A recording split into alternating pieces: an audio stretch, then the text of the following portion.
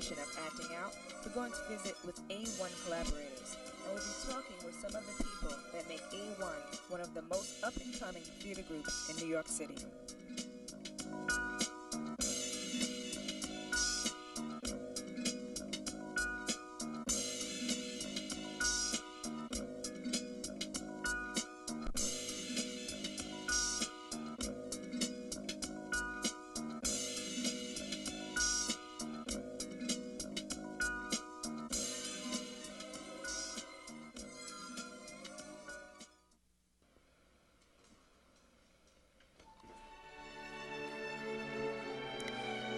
Do you need professional videotaping, weddings, christenings, sporting events, plays, parties, or fashion shows?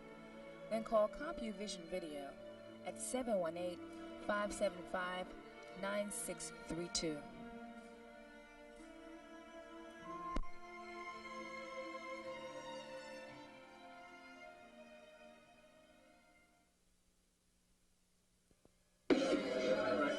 Okay, we're here at NYU Summer Festival talking with Artistic Director Dan Cordell. And now, exactly, what is a job of Artistic Director? Well, the Artistic Director gives the theater company artistic direction, so to say, which means that I'm basically responsible for giving the company an artistic vision. I have selection of the kind of material that we do, although in our company it's sort of a collaborative decision. I take input from the company members and we decide together, but if there's somebody that sort of helps organize the company and direct their decision making, I guess that responsibility falls to me, as far as the plays that we do anyway. All right. And what's the big play going on right now? Well, the play that these people are here for tonight is called Fire in the Head, and it's a one-man show which I actually directed, and it's and I guess you could say it's an Irish-American show. It's based on a love triangle which takes place during the Great Irish Famine of 1845. So that play, I guess you could say, is our headlining play because we're doing it tonight, obviously, and it was the play which opened the festival, and it's also the play which is running the longest. However, there are also 4 other plays. There's State of the U, which was written by Johnny Garcia, directed by Vivienne Benesh, and a play called Gargoyles, which was written and directed by Andrew Borba, and Struggles in Daddy's Dress by Oliver Wadsworth, which he also performs in the play, and that was directed by Kirk Jackson. And there's one more play, which and it's called it's called Cafe Jib, and I'm directing that, and we're currently constructing that play at the moment. Okay, you said that you're artistic director, and you're also directing this play, and you're directing another play. One other play. So, is any job more difficult than the other, or do you enjoy more than the other? Well, I'm really fortunate to be able to do both. I can say that they're both very difficult.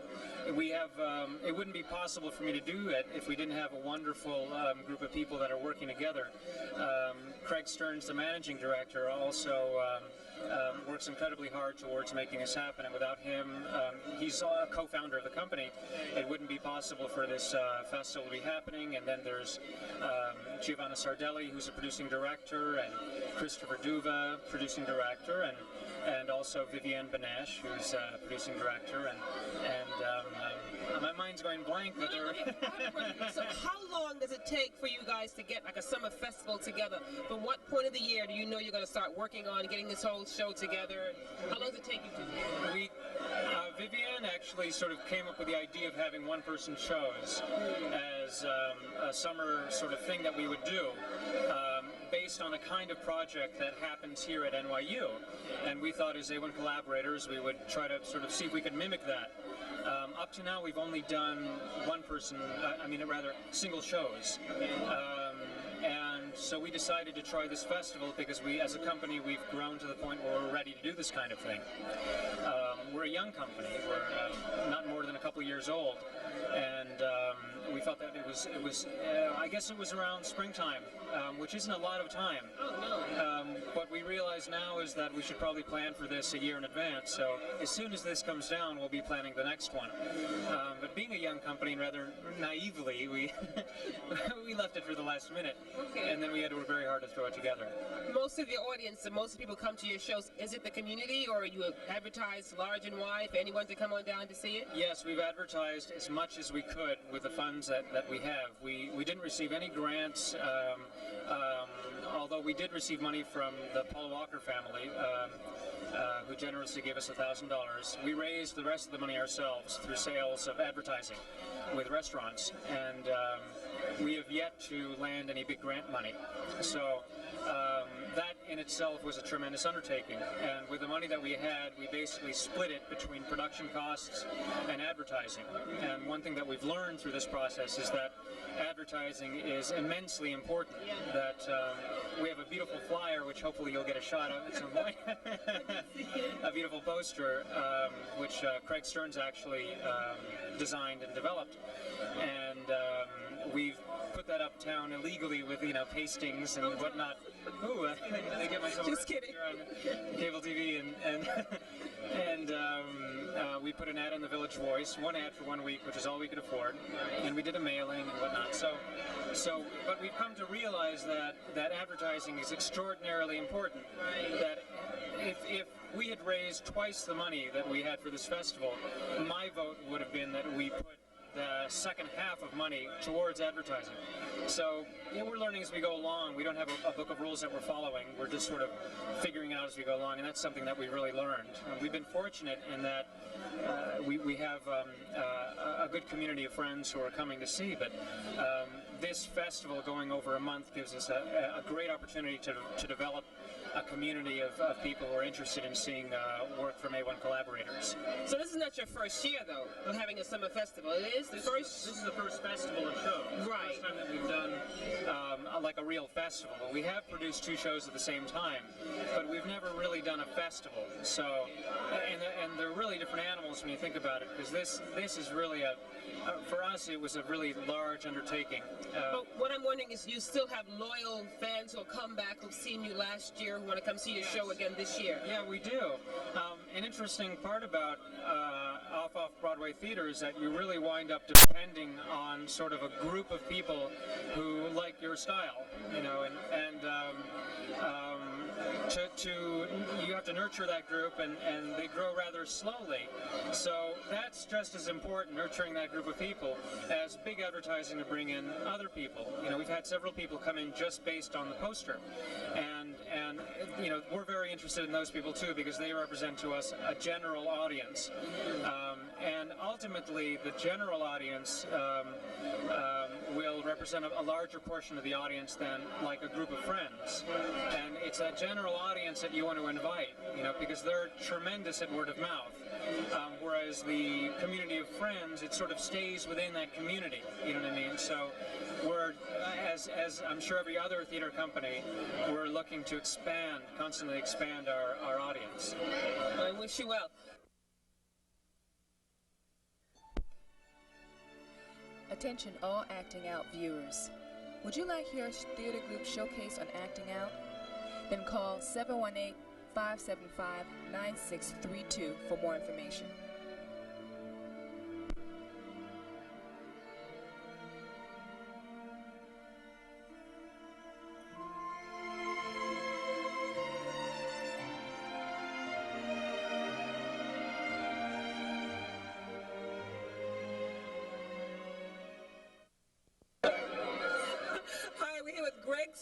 Managing Director of A1.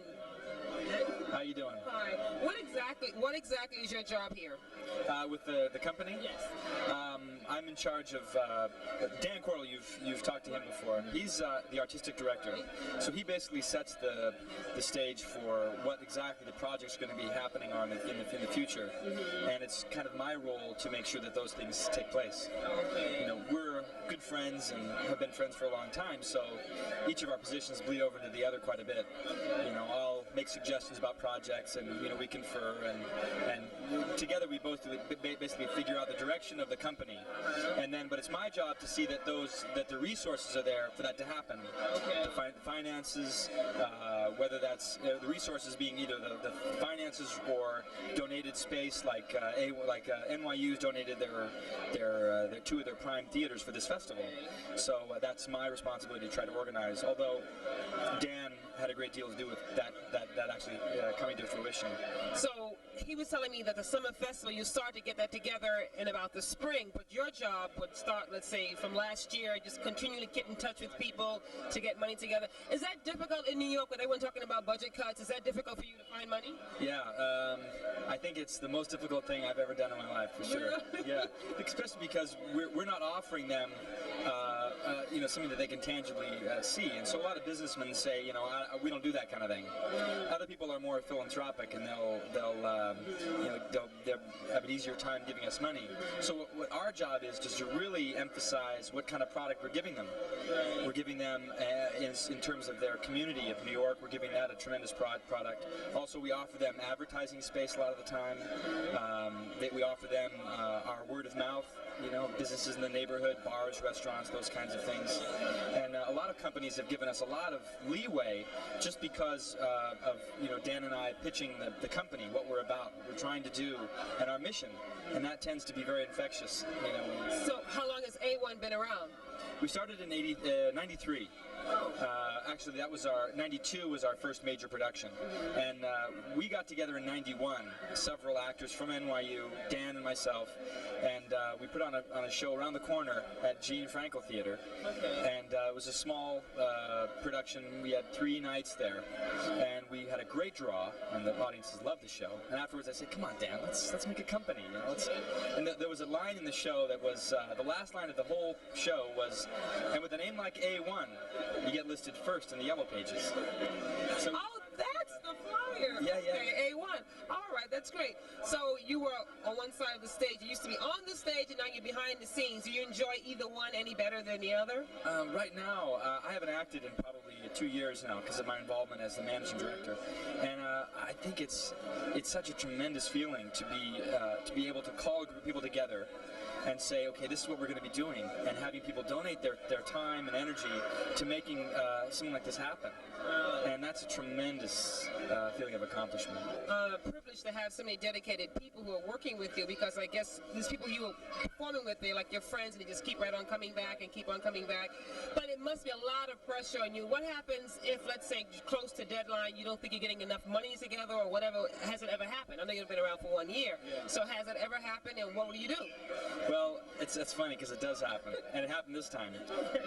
I mean, we budgeted, we wanted to raise somewhere between $5,000 and $10,000, right, for the show, and we pulled together just $5,000, and some of the expenses we had ran into overruns. We had to rush some of the printing, and that ran into overruns in the publicity and in the production costs of the program, things like that, and so we had to kind of compensate. And people have to understand that, that when the money's out, the money's out. And now we have a second group of shows coming in. After this week's over, we have another show that moves in, and then next week, following that, another show that moves in. And so there's always a chance that those shows might get short shrift. So I really have to kind of keep the reins and say, okay, we only have $500 more for the production costs for the show, because in order to have funds remaining for the next show. So why is it you don't have grants? Because I think Dan was saying that you don't have grants. So why is that? You don't want it? What's the? It's a matter of resources, really. I have to work at a full-time job, and so does my partner. Okay. And I can't spend a lot of the time researching grants. But this time around, we've had a lot of people involving themselves in the company. People that haven't been my friends necessarily for a long time, but who like what's going on, believe in the product that we're making, as you're going to see, the shows. And so they want to continue working with the company and want to make it a self-sufficient company.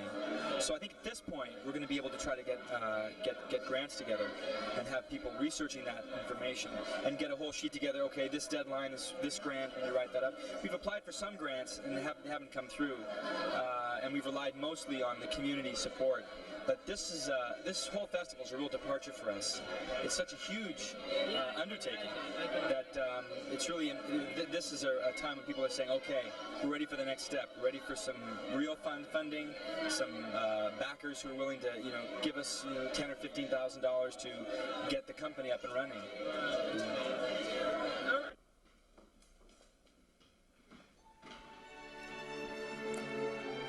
Attention all advertisers. Buy commercial time on Acting Out. Rates are very low. Call 718-575-9632.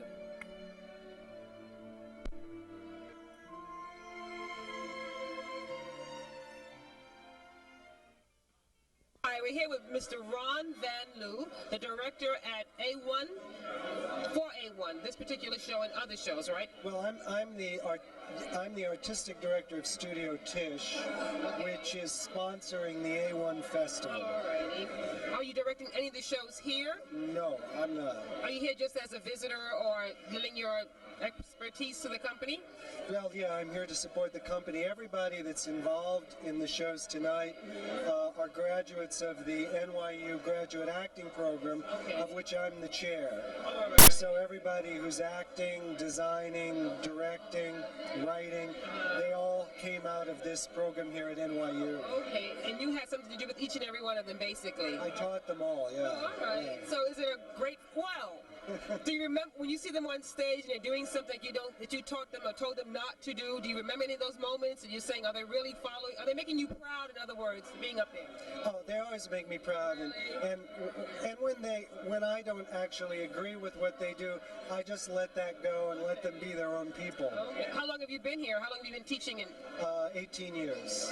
So what other things have you done? I heard that you've done a couple other directions around here. Is that true?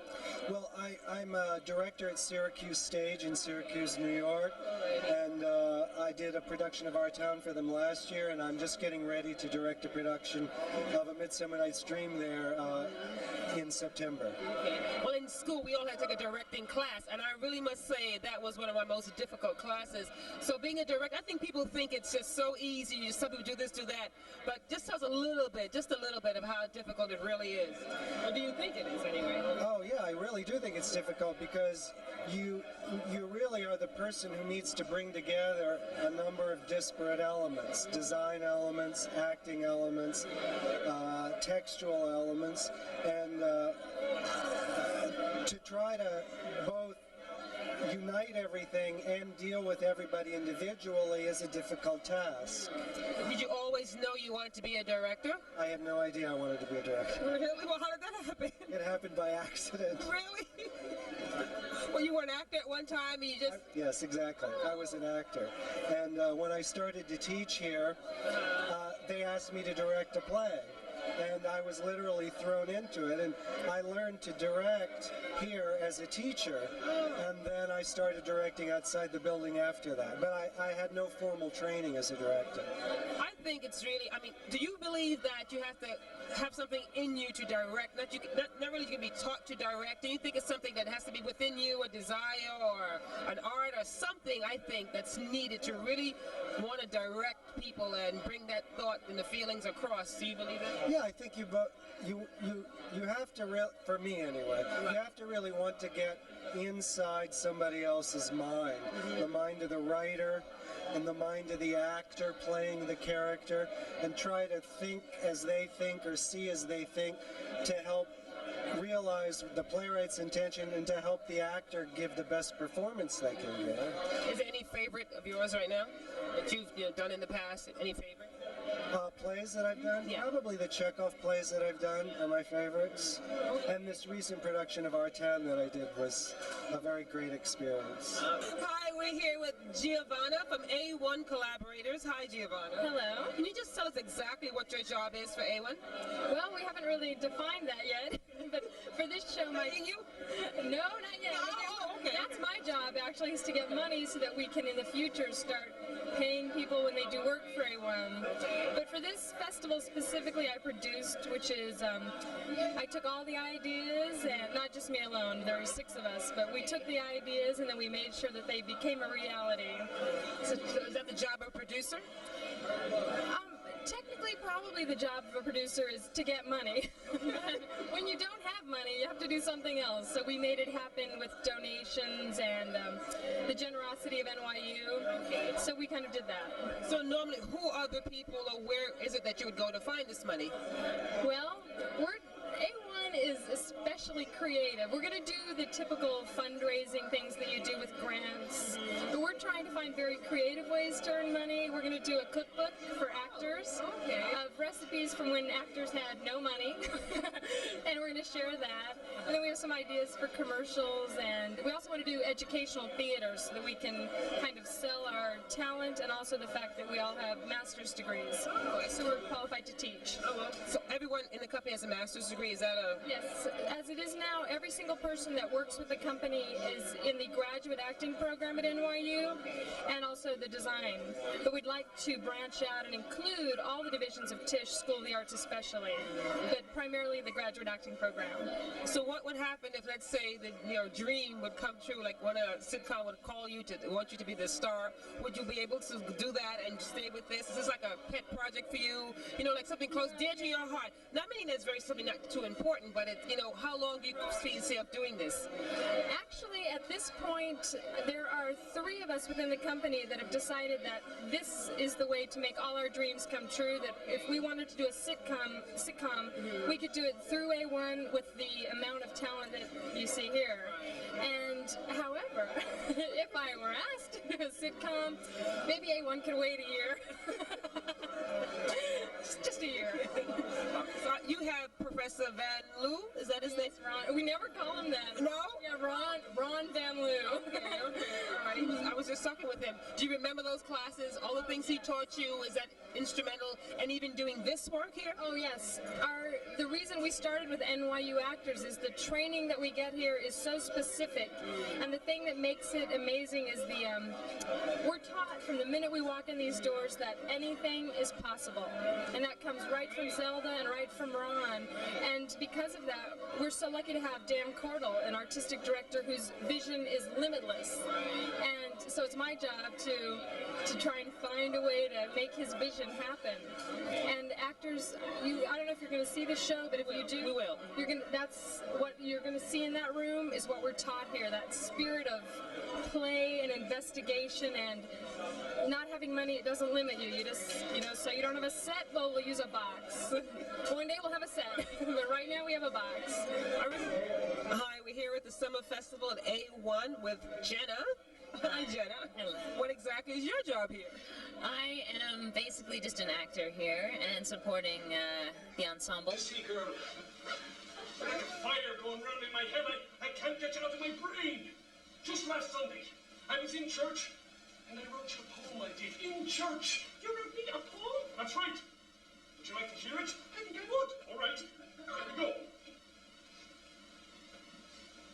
When I was a boy, about 6 or 7, I used to lay awake at night dreaming of heaven.